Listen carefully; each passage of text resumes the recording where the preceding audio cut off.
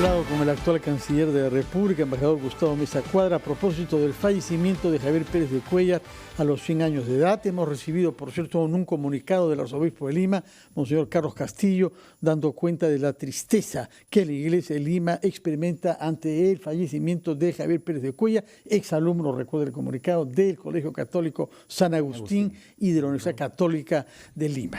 Y es el momento de hablar con otro ex canciller de la República que ejerció a principios de los años 2000, que tuvo contacto con Javier Pérez de Cuéllar, porque en esa época él era embajador peruano en Francia después de haber sido canciller.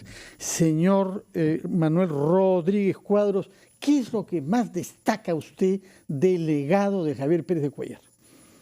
Bienvenido, buenos días. Bienvenido. Buenos días. En primer lugar, yo quisiera expresar mis más sentidas condolencias a los hijos, a los nietos y a los familiares de Javier Pérez de Cuéllar. Ha culminado una larga vida de 100 años al servicio del Perú, de la nación y de la comunidad internacional.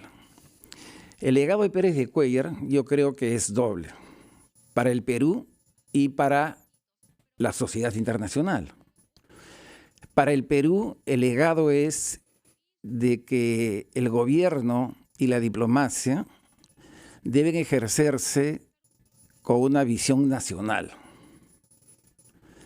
sin perder, sin extraviar los intereses nacionales que no solamente son del Estado y de la sociedad.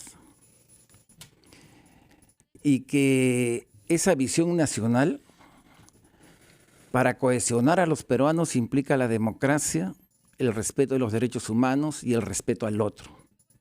Yo creo que ese es su legado para el Perú.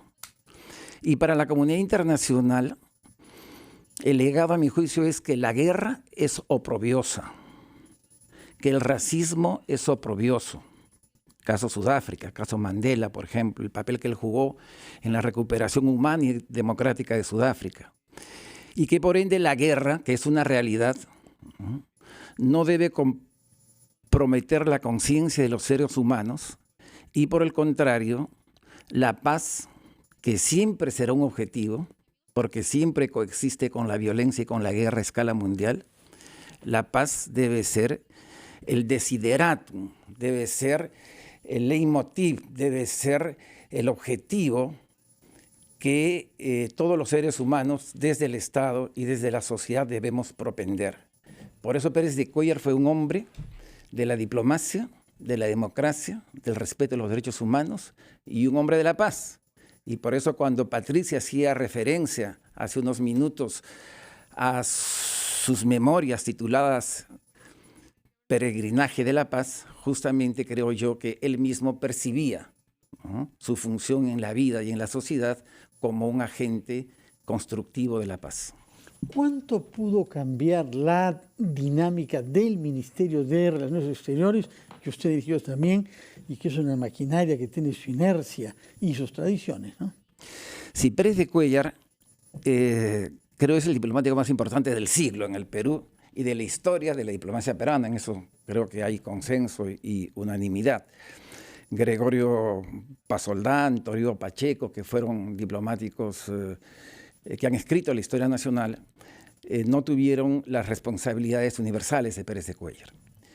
En ese sentido, Pérez de Cuéllar creo que siempre buscó dejar una enseñanza implícita a través de sus actos, no tanto en la palabra, porque él era muy recatado en dar consejos urbi et orbi, una enseñanza, un magisterio a través de los actos, en el sentido primero que los diplomáticos tienen que defender los intereses del Perú y saber identificarlos.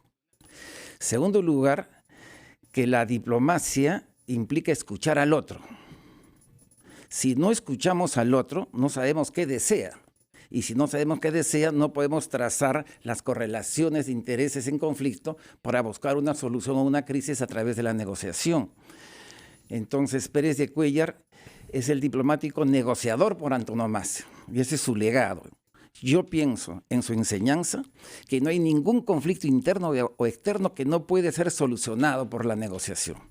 Va a depender de cómo se maneja el proceso negociador. y él en el caso de El Salvador, donde restauró la paz, en el caso de Namibia, donde se obtuvo la independencia, en el caso de Sudáfrica, donde no solamente se obtuvo la paz social, sino el fin del racismo y el inicio de una era democrática, en el caso de la guerra sangrienta y continua entre Irán e Irak, que se pudo pacificar, en el caso de la gravísima crisis de Irak y en otros focos de conflicto, siempre ejerció esta vocación por la negociación. Y otra de sus enseñanzas esenciales es que la diplomacia no es conservadurismo, porque el conservadurismo es el statu quo. Y si yo tengo un conflicto con una visión de statu quo, no puedo solucionar el conflicto, porque el conflicto mismo es lo inamovible. Para moverlo, para solucionarlo, hay que introducir elementos de cambio. Pero esos elementos de cambio en Pérez de Cuéllar eran lo que técnicamente se llama el manejo del margen de incertidumbre. Voy a intervenir en la guerra interna en El Salvador, hay un margen de incertidumbre. Puedo fracasar, puedo triunfar. Si creo que hay condiciones para solucionar la paz, la guerra y establecer la paz, voy a actuar, voy a introducir factores de cambio, pero para eso tengo que escuchar a las partes. Y concretamente, ¿cómo se aplicó eso el año 2000, cuando él asumió la Cancillería, después de 10 años de Alberto Fujimori, años durante los cuales fueron cometidos las peores arbitrariedades seguramente en la historia de nuestros servicios diplomáticos? Él por ejemplo, al interior de la cuarta parte del personal diplomático, ¿no? Al interior del servicio diplomático, él inicia justamente el proceso de recuperación de la institucionalidad, superando el trauma que significó el cese de 117 diplomáticos. Con él se inicia yo, Alan Wagner, José Antonio García Belaunde, Luis Marchán, Felipe Valdivieso, entre otros. Pérez de Cuéllar inicia este proceso de recuperación epitelial de las células institucionales del servicio diplomático. Yo quisiera citar una expresión de Maurice Bertrand, editor del L'État du Monde, El Estado del Mundo, una de las publicaciones geoestratégicas más importantes, en relación a lo que eran las Naciones Unidas cuando Pérez de Cuéllar ingresa y lo que son las Naciones Unidas a los pocos años de su gestión. Porque creo que estas citas van a ser un homenaje real y profundo a sus aportes a la paz internacional. Maurice Bertrand, en 1985, sintetizó la situación de las Naciones Unidas señalando lo siguiente: en definitiva, solo aparecen como un foro de propaganda.